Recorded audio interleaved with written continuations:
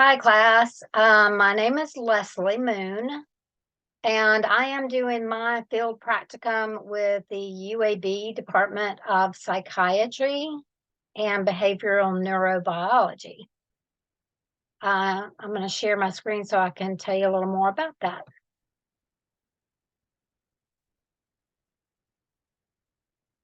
So, there are a couple of different divisions within the Department of Psychiatry.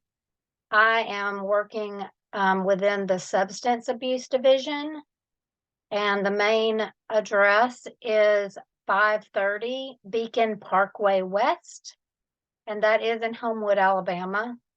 And the zip code is 35209, and the website is listed below.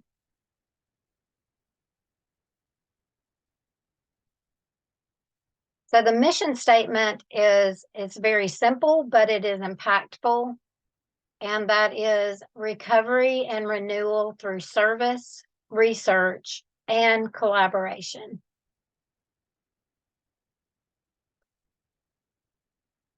So although there are many programs within the substance abuse division, I am primarily working with three. I hope to be able to see a little bit more of all of the programs throughout the rest of the semester. But primarily, I'm working with the first one is the Comprehensive Addiction and Pregnancy Program, and that's called CAP. And the population is pregnant women who struggle with substance use disorders. And it is an integrated model, which means that the ladies come to one place, they come to the clinic, and they can do everything in one place. So they're connected with treatment, they see their provider, their doctor, they have parenting classes, everything is provided for them in one place, which helps with overcoming some of the obstacles of being pregnant and using substance. The second program is the Family Wellness Program. And we work with parents who have child welfare involvement and also have substance use disorders. And the third one is the Adolescent Substance Abuse Program, and we call that ASAP. And that is working with children between the ages of 12 to 17 with court involvement and also with substance use. So a little more about, I'm going to concentrate on the adolescent program, just so I can get a little more detailed into one of the programs that I'm working with. But as I said, a little more about the population is that I think I said earlier, we work with ages 12 to 17 with court involvement. They could be younger or older juveniles if they're referred for court monitoring.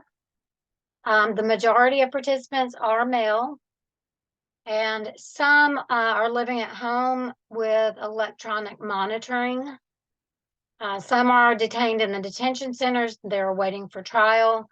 And other clients have been sentenced and they're serving their time in the Alabama Department of Youth Services correctional facility called VACA, and that is located in Roebuck, Alabama. Excuse me. So there are a lot of services that the adolescent substance abuse programs provide, and this is most of them, but not all of them. So we provide drug testing.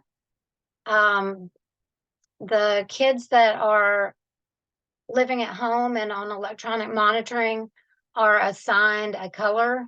They're on color code, so they call a number every day. If their color is called, they come to the courthouse for random drug testing. The participants that are in the detention center and in VACA are, of course, tested through the facility.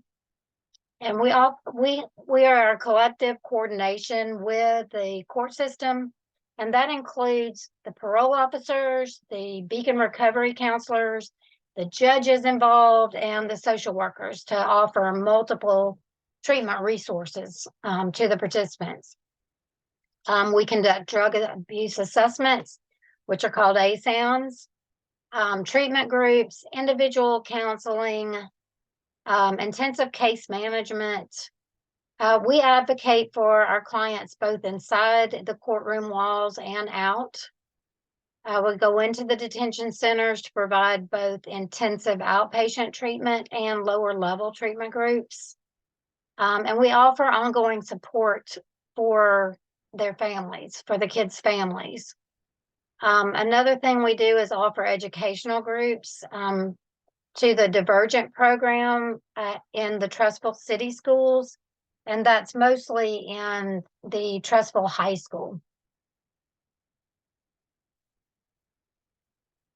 So the adolescent substance abuse program eligibility requirements are that the kids are between the ages of 12 and 17 or referred for court monitoring, which in other words is any juvenile placed on supervision under family court. They must have the court involvement, and they must have substance use involvement or substance involvement. So although anyone can recommend that the clients come through the adolescent program, the official referrals must come through the client's appointed parole officers.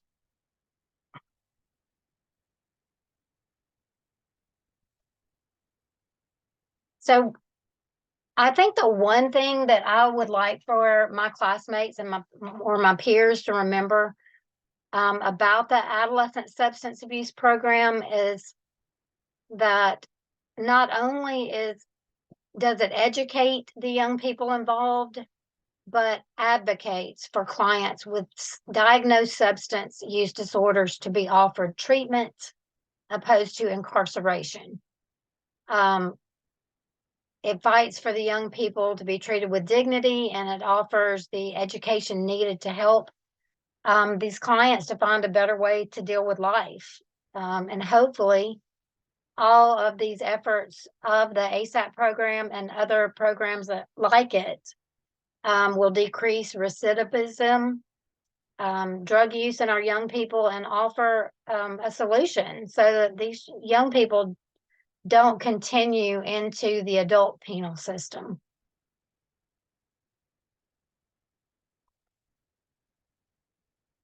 So as far as my role, it varies depending on the day and the situation. I do help with the case management duties. I work with the lab. In the lab, I observe, I advocate, and I also offer social support. But just to give you a better idea of what I'm doing day to day, some of my duties include performing drug screens and documenting the results of those screens, documenting attendance of the participants in group. I'm attending multiple interdisciplinary staff meetings. As you can imagine, there are several. Some are with the treatment providers, some are with the POs, and some include all of the court staff, including judge and lawyers and their attorneys. Also, I am observing our staff doing the state drug assessments and the ASAMs, which is a necessity to be enrolled in any treatment program in the state of Alabama. I'm going to the detention centers to shadow and help facilitate some of the treatment groups. I'm also coordinating appointments, calling new referrals for intakes, and scheduling the individual therapy appointments. I go to court to advocate for the clients and just to be there to support them. I do a lot of filing. I'm helping with the billing information. I'm helping the case managers find specific resources for individual care, because not everybody needs the same resources. I am shadowing the case managers as they go through their days, and I am observing client intake interviews with both the client and the guardians.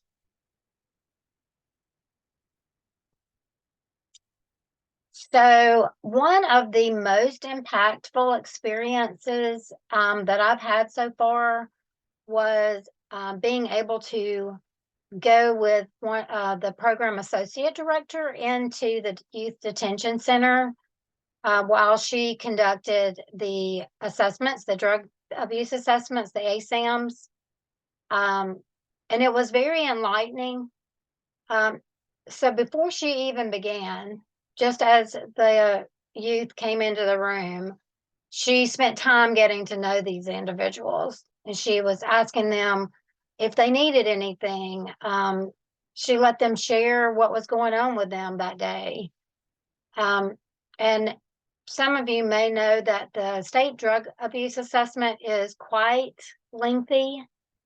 So instead of just asking questions and writing down answers like a lot of people do, she was able to engage them more in kind of a conversational interview to get the information she needed. And she treated them with dignity and respect and without judgment. And I could tell that they felt it.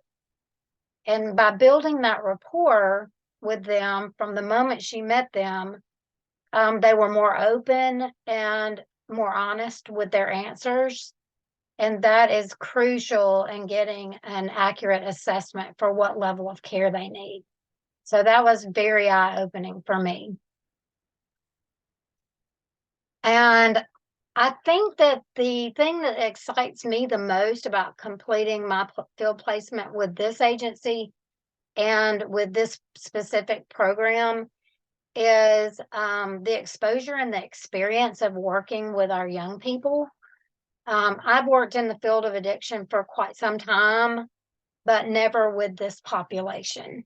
So it's exciting for me to play a part in helping them address these issues now rather than years down the road when life has beaten them down. And during groups, I can actually see the light bulbs go on some of their faces.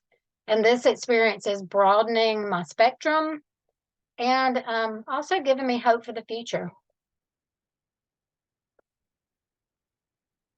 So my biggest challenge, my greatest challenge, I think, in working with this population is challenging my maternal instincts to protect these kids. So as a mother myself and a grandmother, my instincts sometimes make me want to just hug and comfort these clients. And as a professional, I know that not only crosses a line, but it also hinders them, from finding their own strengths. So my plan thus far has been to be aware, to be mindful of my personal feelings, and to remain professional constantly.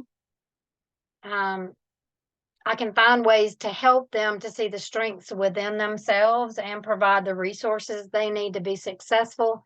And I can advocate, and advocate. I can't say that enough. And these are the ways that I can really help these kids, even though I really sometimes just want to hug them and let them cry. So I thank you for watching and for your interest in the Adolescent Substance Abuse Program. I look forward to seeing all of your videos and learning more about your agencies. And let's go out and change the world, y'all.